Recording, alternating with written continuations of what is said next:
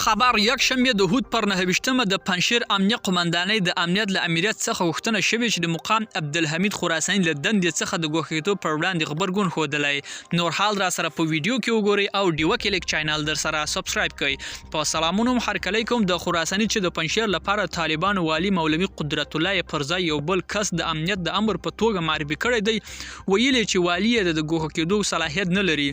د هغه په وینا د امر سراج الدین حقانی او د هغه په امر په اقدام وکړي.